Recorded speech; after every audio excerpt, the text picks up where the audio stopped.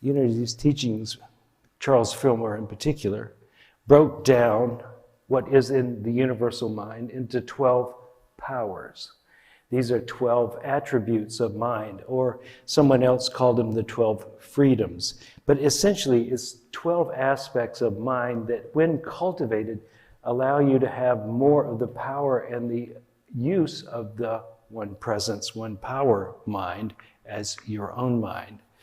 They are faith and strength, wisdom, love, power, imagination, understanding, will, order, and zeal, renunciation or elimination, and life.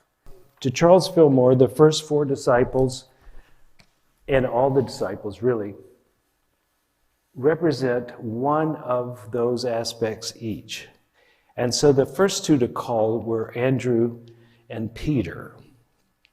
Andrew and Peter were fishermen. They are in the boat. And in one gospel, Jesus says, hey, throw your nets off to the side. And they bring in a huge haul of fish.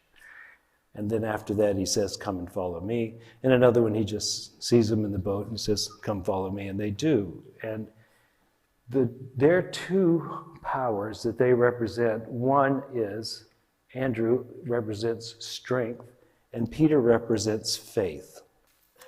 Peter is also known as the rock, right? Petros, the rock. He was Simon first, and Jesus changed his name, but called him Peter. And in some ways, when Jesus appoints him the rock on which the foundation of this church shall be built, he is doing an affirmation.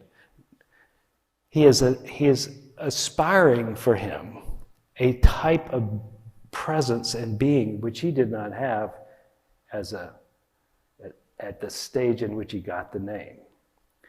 You know, he's also the guy that jumps out of the boat when Jesus is walking on the water, right? He goes, hey, I think I'd like to do that. Can I come?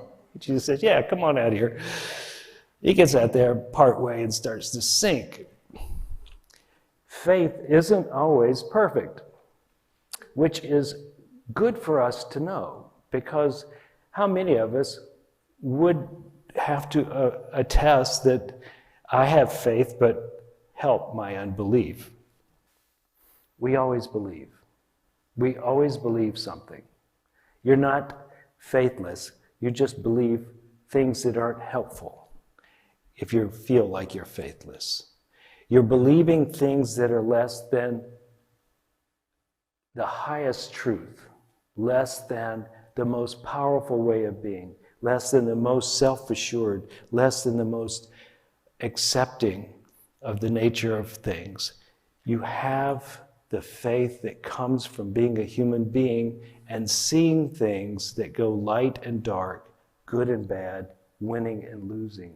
We are naturally given that faith by our experience, and the faith that we're looking for is the faith to some degree, to an interesting degree, differs from what we see.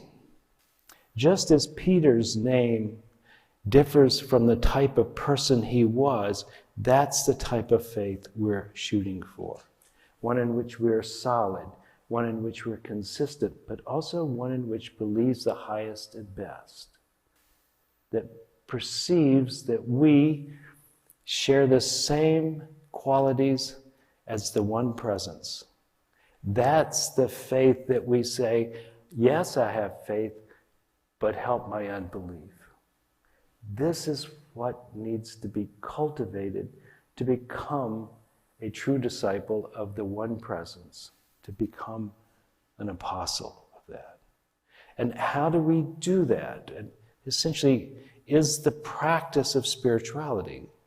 And the practice is the practice of seeing what is possible rather than just seeing what is here. And it is that practice of looking for the truth with a capital T, that you too are part of that one presence, that you are the voice, the hands, the eyes that can act out and create according to a higher vibration. And when the mind is given an affirmation, it will begin to believe it. So what you have fed into your mind over and over is what comes out of you.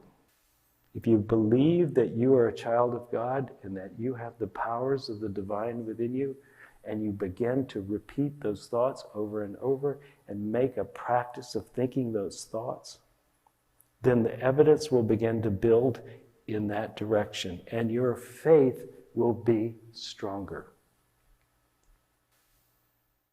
And then you have to use the second apostle's, Andrew, the power of Andrew, the power of strength to hold steady. If that's a reasonable way for you to try to understand what no one can know, that perhaps that it is the thought that comes first and then creation, then it would also trickle down that today the thought you have will be the creation you have tomorrow.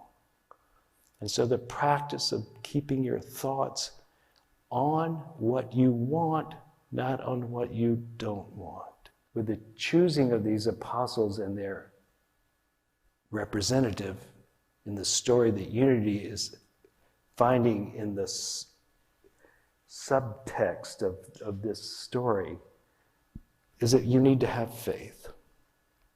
And you need to be strong in that faith. And to keep that faith going, you need to be able to be wise in your judgments of how you interpret the facts of today, but also in what you allow to be repeated in your mind. The call to discipleship is not to servanthood, but to being and doing that which only the divine can do through you. I hope you got something out of today's service. We intend to bring you things that will help you in your life become more of who you want to be, give you the freedom of forgiveness and the hope of expectancy that your life will unfold in a way that brings you joy, happiness, and is a contribution to the world. If you would like to contribute to this ministry, please go to unitytriangle.org, hit the donate button, and it will lead you into an easy way of doing that. We thank you for your attention and look forward to seeing you again here.